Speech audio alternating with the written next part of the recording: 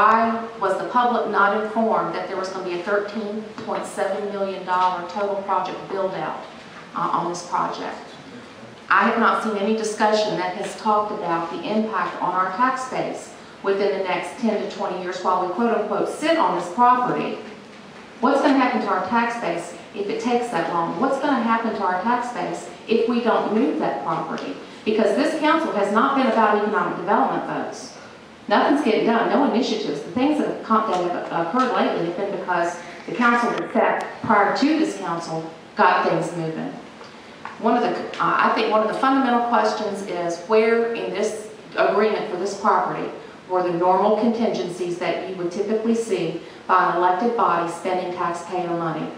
Were there soul borings? Are we going to wait for those results? Are we going to talk to the railroad? Are we going to look into all the aspects that will make this a successful purchase? No, we rushed. We rushed to get this thing through. If we had put these contingencies in place, it would have saved the taxpayers $13,000 a month, $150,000 a year, which ends up being $500 a day, and that's why we do nothing with it.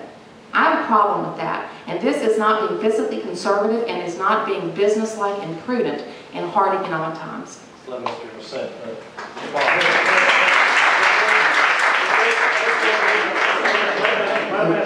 Again, people get emotional. I bought this land, I signed on to it, and it's kind of funny because some people are angry because I did it. And the people I bought it from actually aren't supporting me in this election, they're supporting my opponent.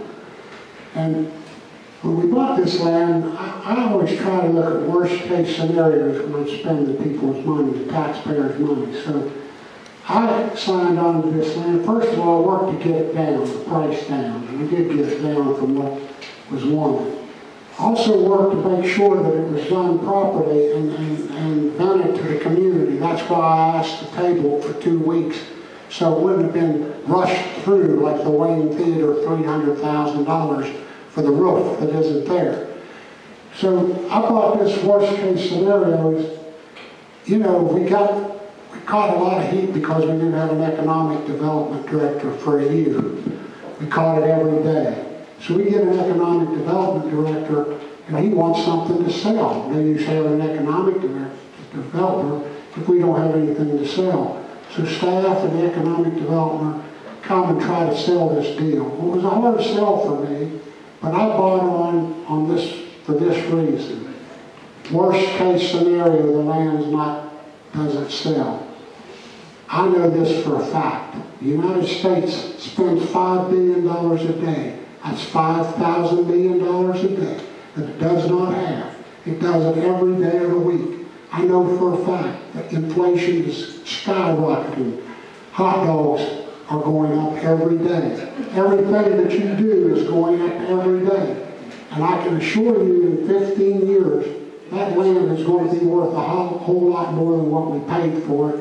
And we're not throwing money down the drain, putting it on a roof, or putting it in something that we won't get back. Land is an investment. That is the last interstate piece of property that has an exit. And I think in the long run we made a good deal. If I was doing a business deal, I would do the same thing for myself. So I think it was a good deal for the taxpayers.